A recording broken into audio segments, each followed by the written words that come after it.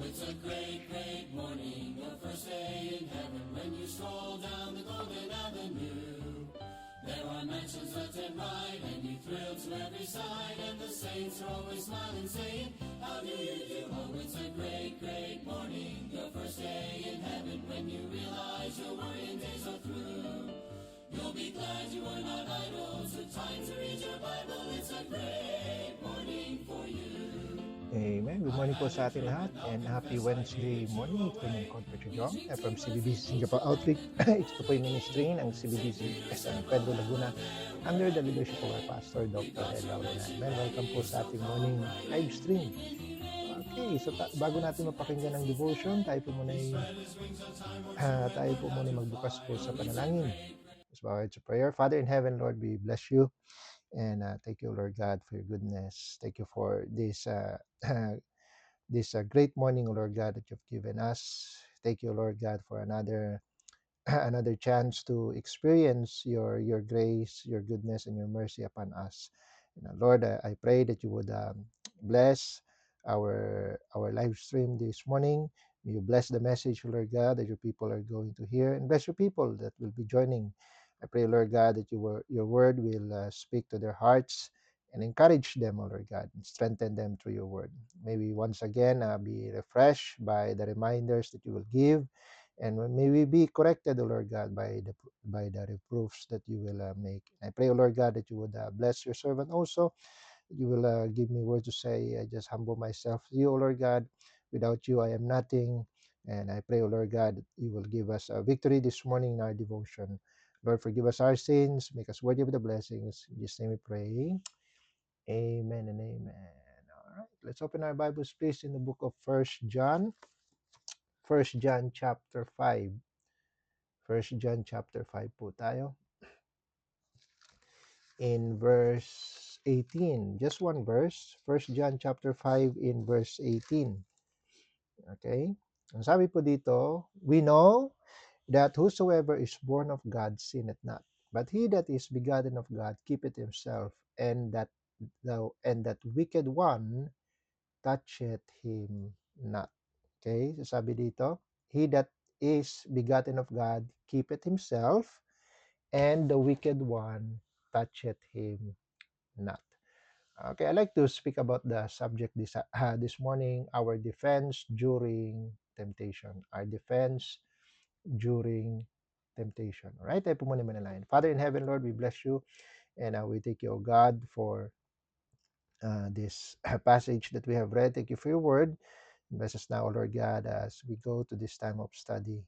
Lord, we pray that you would bless us with wisdom and understanding of your word, that the message, oh Lord God, will be a blessing and a help to your people, to your children. And only use your servant as a mouthpiece for your honor and for your glory. In Jesus' name we pray. Amen and amen. Our defense during temptation.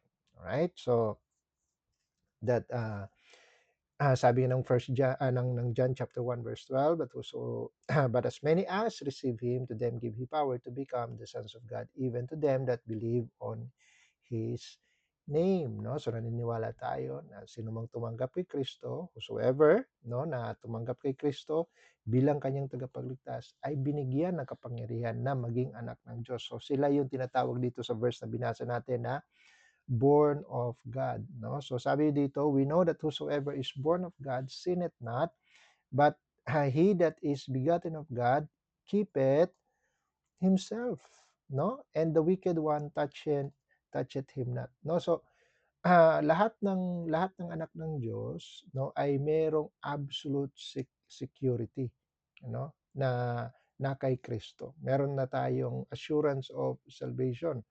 No, kaya nga sinasabi dito, the wicked one touched him not, no? Ang kumbaga safe tayo sa anumang bagay na tawag nito, anumang masamang plano sa atin or masamang accusation sa atin ng wicked one. Why? Because we are children of God, no? Wala na siyang power over us, no? Na break na Satan's power over us has been broken by the time na si Kristo ay si Kristo ay napako sa krus at inalay yung kanyang buhay bilang kabayaran ng ating mga kasalanan. And so that's why we have absolute security. Meron tayong assurance of salvation.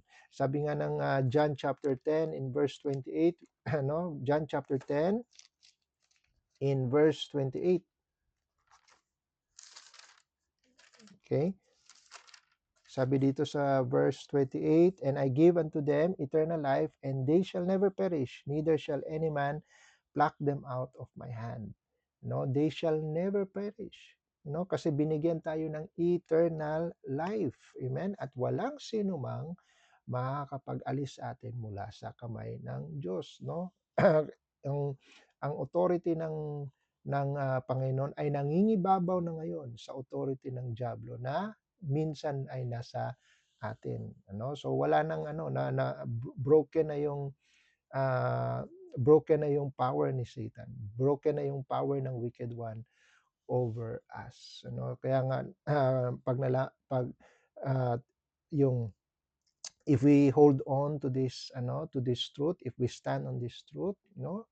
Meron tayong kapayapaan sa puso natin. Meron tayong peace of mind even though na inaatake tayo, merong atake araw-araw, 'di ba? Ang ang ang victory natin ay hindi nakasalalay sa atin, kundi yung victory natin is nakasalalay sa presensya ng Panginoon sa buhay natin. Look at Romans chapter 8. Romans chapter 8. Romans chapter 8 in verse 37. No, sabi dito, "Nay, in all things we are more than conquerors through him." No, through him that love us. For I am persuaded that neither death, nor life, nor angels, or principalities, nor powers, nor things present, nor things to come, nor height, nor depth, nor any other creature shall be able to separate us from the love of God, which is in Christ Jesus. Amen? Kaya nga meron tayong victory through Him that love us. At wala nang makakapaghiwalay sa atin, nothing can separate us from the love of God. Amen? Now, dumarating yung temptation, 'di ba? So, bakit tayo nanghihina at bakit tayo bumibigay sa temptation, no? Because nga most of the time, maraming mga Kristiyano, they think that it's through sheer willpower ang makakapagbigay sa kanila ng victory. Sa tingin nila, ano ay they can do it by their own. No, only to find out na sila ay magiging defeated, you know? So, yun nga ang security natin is bagamat nagkakasala tayo, hindi nawawala yung ating kaligtasan, no? Ito yung dapat nating understand, no, sa atin bilang mananampalataya. Yes, nagkakasala tayo, pero ang consequence ng kasalanan natin is hindi na impyerno, no? Ang impyerno ang consequence sa mga unsaved, no? Pero tayo, ang consequence ng ating mga kasalanan is palo. Okay, no, dapat po nating unawain 'yan, ano? Kaya kapag tayo ay hindi tayo tawag dito, guilty nung kanilang accusation na sinasabi na okay lang na magkasala, hindi, no? Kailanman hindi sinabi ng Bible at kailanman hindi tayo naniniwala na okay lang gumawa ng kasalanan. Kasi nga, when we sin, we grieve the Holy Spirit kasi 'di ba, bumigay tayo sa temptation, we grieve the Holy Spirit, pero yung sin na dapat ay magpapahamak sa atin sa impyerno, hindi na yun wala nang effect sa atin. Yung sin ngayon na magi-grieve sa Holy Spirit, ang consequence niya is, yun nga, magi-grieve natin ang Holy Spirit and then makakaranas tayo ng chastisement. Amen? Kaya nga kaya nga ang buhay natin bilang Kristiyano is victorious over hell, no? Victorious over sin that will bring us to hell, no? Kaya nga ang kailangan natin is yung daily, no? Ang dapat nating ang maging concern natin araw-araw is yung daily victories natin. Amen? But we cannot have those daily victories kung tayo aasa lang sa sarili natin. No, we have to rely sa provision ng Panginoon. We have to have our defense. Ano? Kaya yun yung title ng ating message ngayong umaga, Our Defense During Temptation. Amen?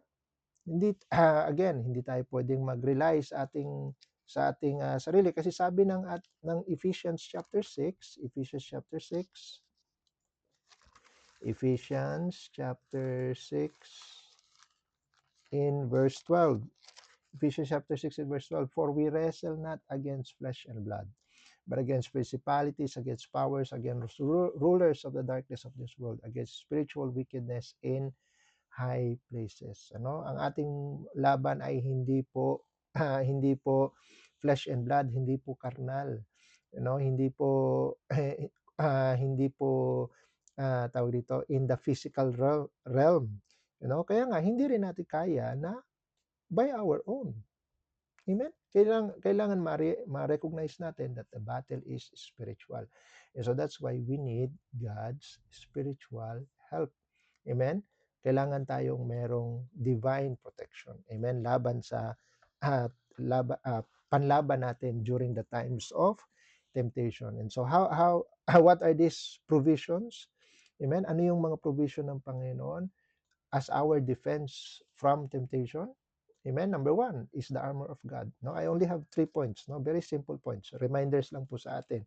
Number 1, the armor of God.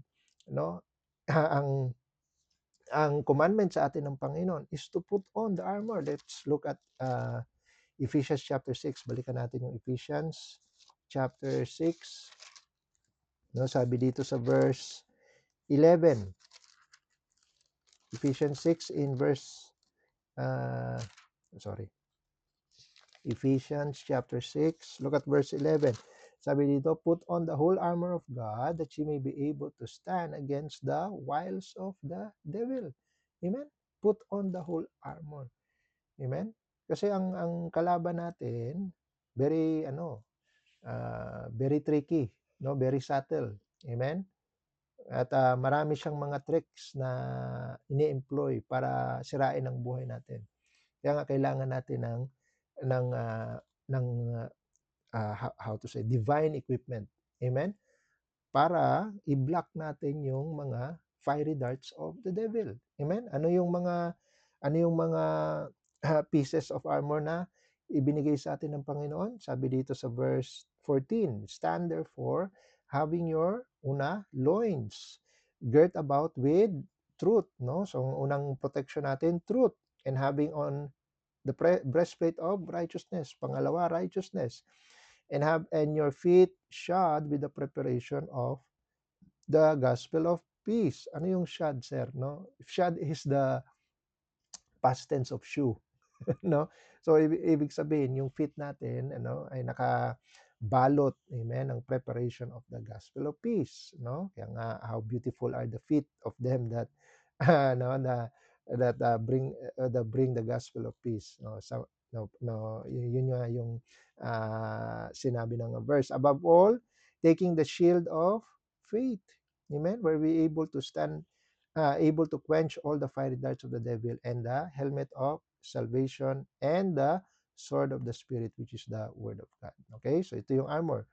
Ano yung provision ng Panginoon? Truth, righteousness, gospel of peace, amen, shield, yung faith, amen, the salvation natin, and the Word of God. Amen?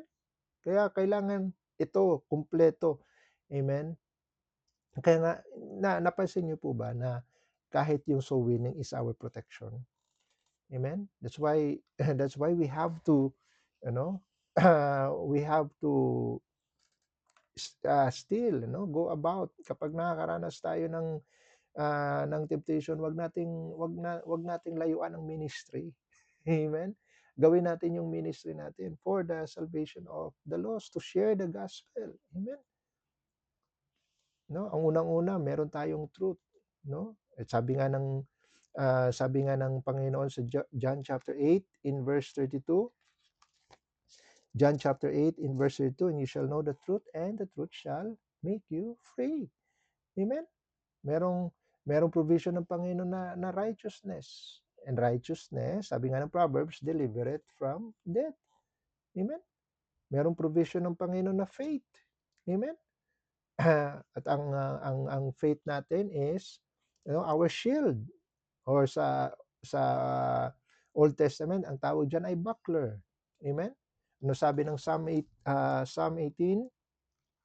in verse 30? Psalm chapter 18 in verse 30. Psalm 18 verse 30, sabi yan, as for God, His way is perfect. The word of the Lord is tried. He is what? He is a buckler to all them that trust in Him. No? So meron tayong shield kapag tayo ay nananampalataya, kapag tayo nagtitiwala sa Panginoon. Amen? Wag nating alisin yung mga provision ng Panginoon. Na truth, righteousness, gospel, faith, salvation. Amen? Yan yung ating panlaban. Amen? ang salvation, 'di ba? Remember? Nilalagay siya as a helmet. Amen? Kasi nga sabi dito sa Ephesians First Corinthians, tama nga ba? First Corinthians 15. Amen? First Corinthians 15.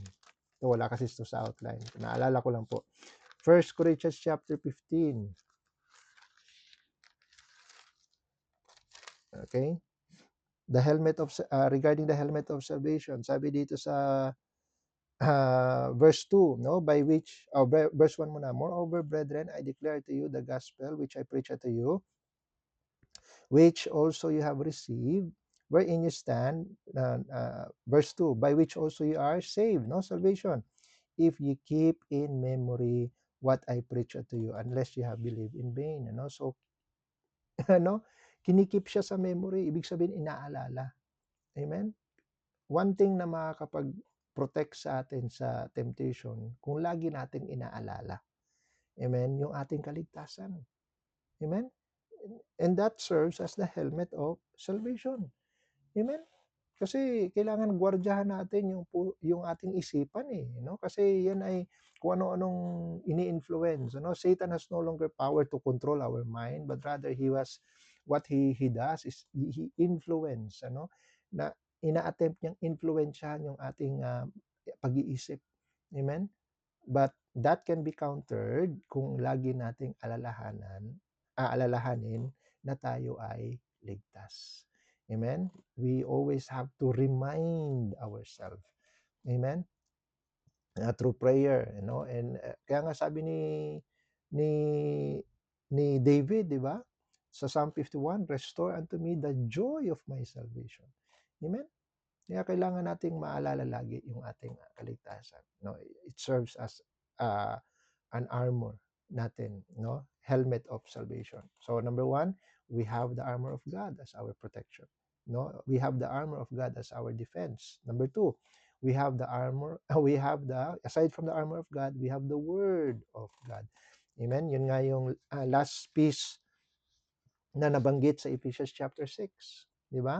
The sword of faith, which is the word of God. Amen? Ito lang out of the items ng listahan ng equipment na nakalagay doon sa Ephesians chapter 6, the only piece there that serves as our protection, that serves as our weapon pala, is the sword of faith, which is the word of God.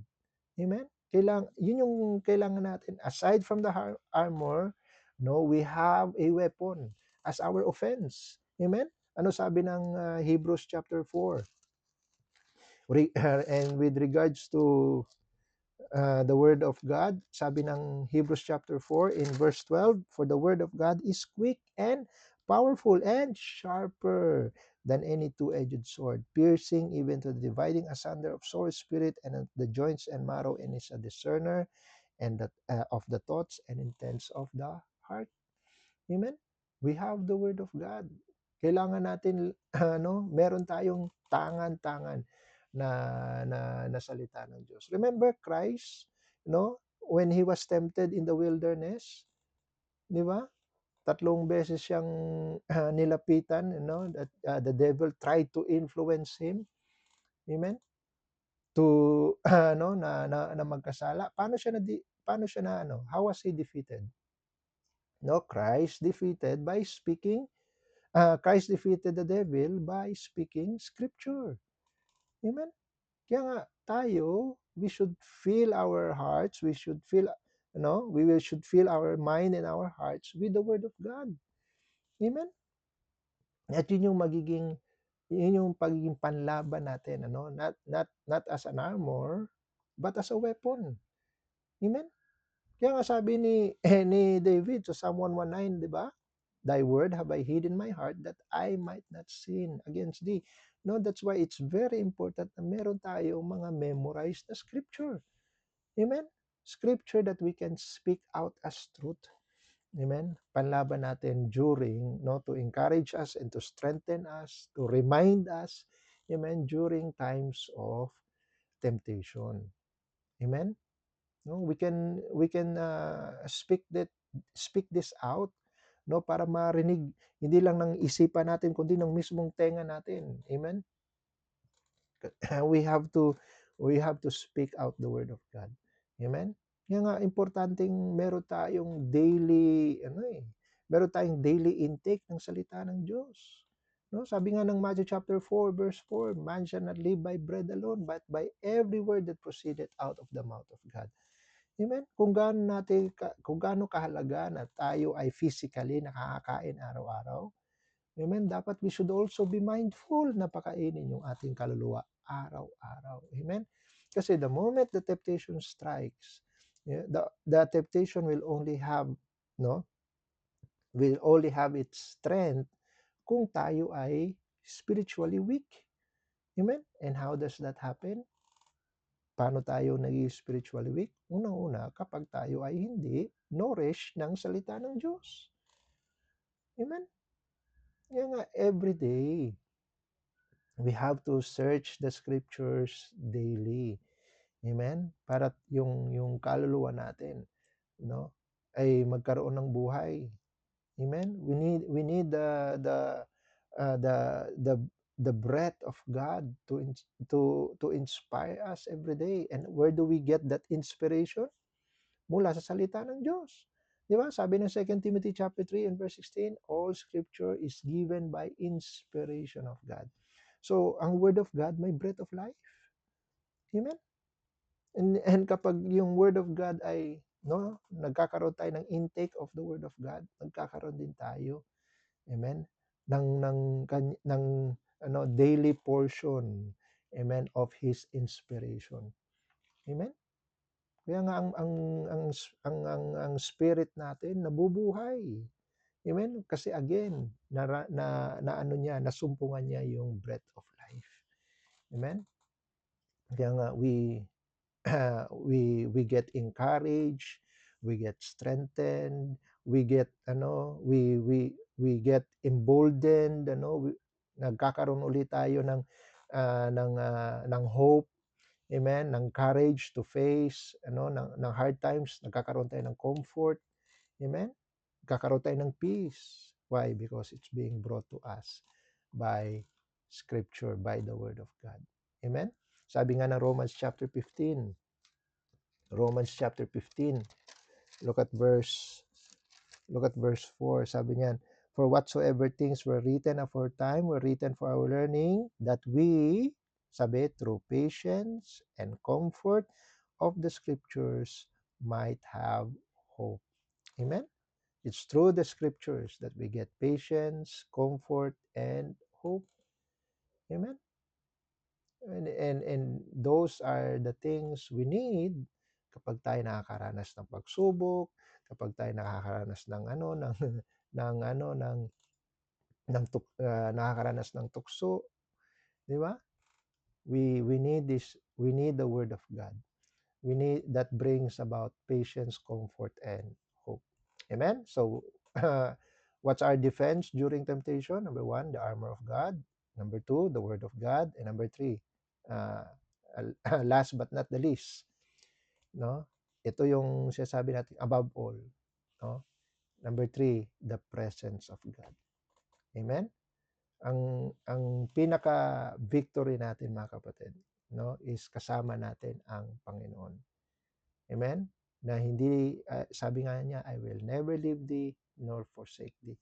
Amen? Christians, we never face our trials and temptations alone. Amen? Kasama natin ang Panginoon. All we have to do is submit. Amen? Sabi ng James, look at James chapter 4. Look at James chapter 4. Sabi dito sa verse 7, submit yourselves therefore to God. Resist the devil and he will flee from you. Draw nigh to God and he will draw nigh to you. Amen?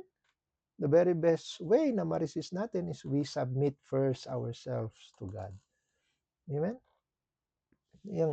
Ang temptation, mga kapatid, it serves as kumbaga, it serves as lang siya, parang trap ba, no, na ina-attract ka.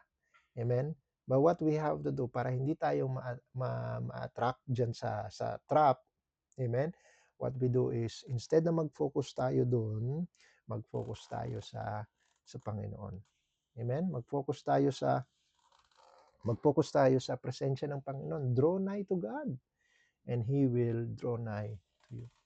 Kasi ang gusto ng diablo, no, is to make us think that God has left us behind kasi we're experiencing temptation. O di ba? No, nakakaranas ka ng temptation ngayon. Malayo ka kasi sa Panginoon. No, hindi natin alam na ang Panginoon is, kung ikaw ay saved, unang-una, nandiyan lang siya sa puso mo. I will never leave thee nor forsake. Ang problema nga lang, kaya merong apparent distance tayong nararamdaman is kasi nga yung focus natin is wala, no? Hindi sa Diyos. Amen? Naka-focus tayo doon sa bagay na nagte-tempt sa atin. Amen? Kaya kailangan ma-remind tayo ng presensya ng Panginoon. Amen? To draw nigh unto Him. Amen? And when we draw nigh unto Him, we submit. Meron tayong tinatawag na yielding. No, we yield to the Spirit. Amen? Para hindi hindi natin i-fulfill yung ating fleshly lust. Sabi nga ng Galatians chapter 5. Galatians chapter 5 in verse 16. Galatians 5 in verse 16. No, sabi dito, this I say then, walk in the Spirit, and ye shall not fulfill the lust of the flesh. Amen? Walk in the Spirit. Samahan natin ang banal na spirito sa gusto niyang gusto niyang ilakad natin sa ating buhay. Amen? So that's why prayer helps at these times of temptation. Amen? Kasi yung prayer, ibig sabihin, nagpi-pray ka, naalala mo na naman na meron tayong Diyos, meron tayong Kristo sa ating puso. Amen? And instead of setting your affection, di ba, on things on this earth, yung mga bagay na nag-a-attract sa atin, with our fleshly lust, the lust of the flesh, the lust of the eyes, di ba, and the pride of life, instead na gumibin tayo doon, we can set our affections on things above. Amen? Mag-focus tayo sa presensya ng Panginoon. Come unto me, all ye that labor and are heavy laden. Amen? Temptation can serve as a heavy burden. Amen? It's the sin that so easily besets you. Diba? So you you lay it down, set it aside. Amen? And you come to God, come to Jesus, rest in His grace para ikaw ay makasumpong ng strength in weakness. Amen? At ang grace ng Panginoon is sufficient. Sabi nga ng 2 Corinthians 12, my grace is sufficient for thee, for His strength is made perfect in weakness. Amen? Ma-overcome natin yung bagay na nagpapahina sa atin. Amen? Kapag tayo ay nakasalalay sa presensya ng Panginoon. We have to, we trust, amen, we submit, we draw nigh unto God, amen, para maka-overcome tayo ng ating mga temptation, amen. So what are the three defense during temptation? We have the armor of God, we have the word of God, and we have the presence of God, amen. Kapag kapag meron tayong temptation, ang victory can only be experienced through Jesus Christ. Amen. Sabi nga ng 1 Corinthians, it's my last verse, 1 Corinthians chapter 15 and in verse 57, sabi dito sa verse 57, but thanks be to God which giveth us the victory through what? Through our Lord Jesus Christ. Amen. Binibigyan tayo ng victory, no? At ang victory niyan ay masusumpungan natin through Jesus Christ. Amen. Jesus Christ already died for our sins. He already paid the price. Amen. And He rose up again para i-conquer yung death and hell. Amen. Kaya nga sino mang tumanggap kay Kristo bilang kanyang tagapagligtas will receive eternal life. Amen. That's why we are completely safe in His hands. No man can pluck it out, can pluck us out from the hand of God. Amen?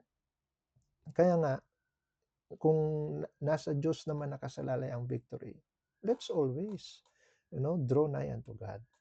No, let's stop fighting the devil on our own. Amen? Let's rely on God. Amen? Let's rely on His armor, His weapon, and His presence. Amen? Lagi tayong nakasalalay. Amen? Kasi, yun nga, sa Kanya nakasalalay ang ating victory. Not on our own, but through Him. Amen? I hope naging blessing po. Tayo po yung manalangin. Father in heaven, we thank you, O God, for the message this morning. Thank you for reminding us, O God, that we are not meant for defeat. Lord, your presence in our life, from the very day that we have received you as our Savior, your presence, O Lord God, in our life means we can have victory every day. As long as we rely on your provision and your presence, O Lord God. Thank you for providing us with your armor and with your weapon. And we pray, O Lord God, that we utilize this in times of we make use of these things in times of our temptation, in times of we are weak. Lord, help us always, O God, to be reminded of your word, to be recharged of your word, and that we can overcome, O Lord God. Thank you, Lord, for your presence that can never be taken away from us. As you have promised that you will never leave us nor forsake us, and that we have eternal life and nothing can pluck us out of your hand. Thank you for your mighty hands that is protecting our soul. Thank you, Lord God, for your word this morning. Thank you for eternal security. Thank you for assurance of salvation. Thank you for your love. Thank you for salvation. We give you back all the glory. In Jesus' name we pray. Amen and amen. Alright, I hope naging blessing po ang message natin ngayong umaga.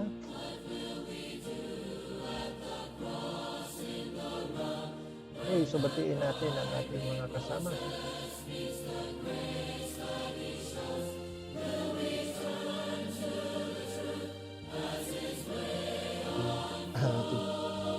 Okay, so we have Sister Gina Lynn, good morning, and kay Ma'am Irene and Brother John Reyes, Migsayat, mayong buntag.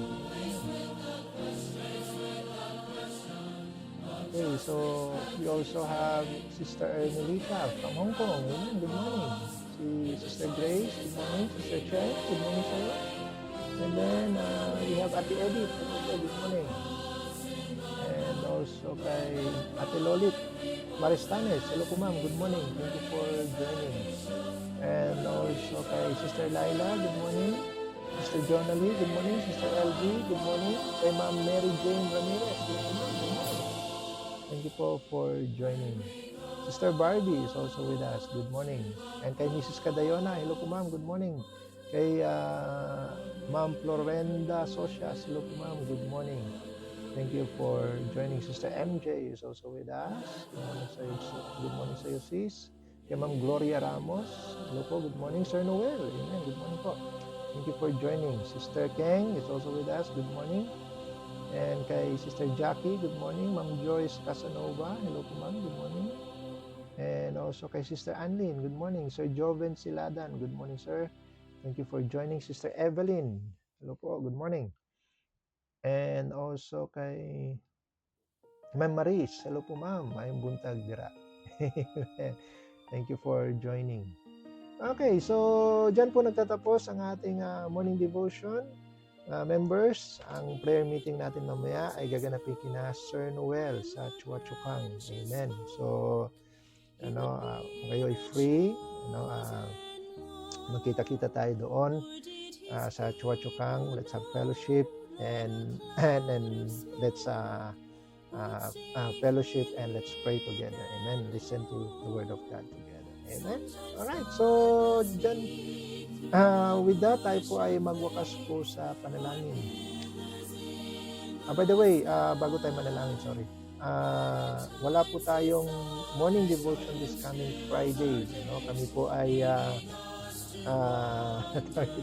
magkakaroon po kami ng missionary visit sa ating gawain, gawain sa Kidapawan. Amen. Sa ating Bible Study Center doon through the leadership of Brother Denver Mauricio. Sama niyo po sa panalangin. Meron po tayong Bible Study Center doon na sinimulan po with the authority of Pastor Ed, na sinimulan po doon at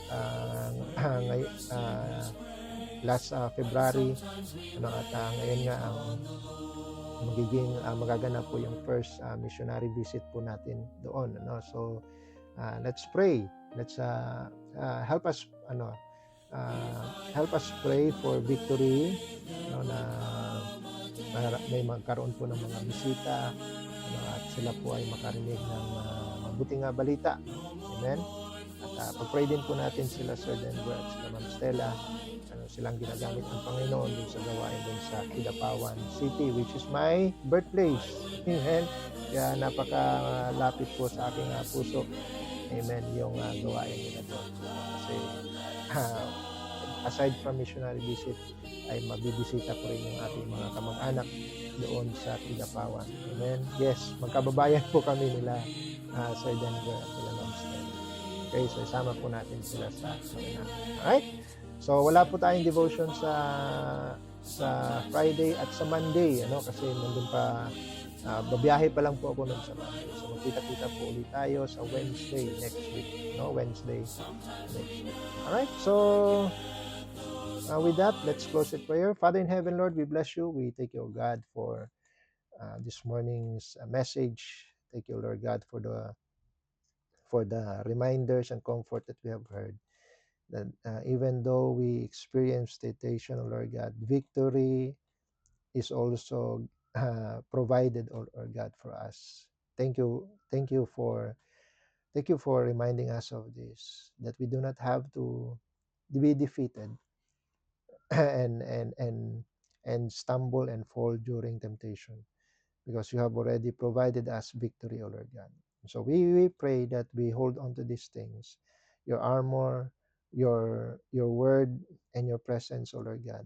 We pray, Lord, that we will apply these truths in our lives and make us victorious, O Lord God, during times of temptation. So we pray for your blessings for the rest of the day, especially, O Lord God, for our prayer meeting tonight. May you bless the Areza family for being our host this evening. I pray, O Lord God, that you would bring them back the blessings, and I pray also, Lord God, for the brethren that will be joining. I pray, O Lord God, for your blessing upon them. Bless us with your word, bless us with fellowship. Bless us, our God, during the time of prayer. And I pray, O Lord God, for our loved ones. May you continue to bless them with your provision and protection. Bless our work, O Lord God, for the whole day.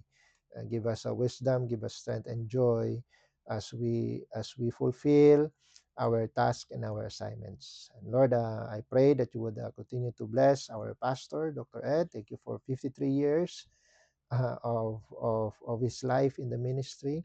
I pray, O Lord God, that you continue to bless him with more years serving you.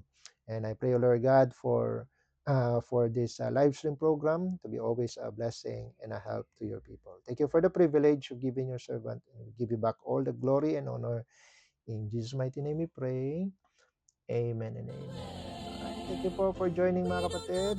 God bless you all. See you next week, Wednesday. We are dismissed. We just know it's very near. How glad we'll be to see our Lord when we join in one accord. We're gonna fly.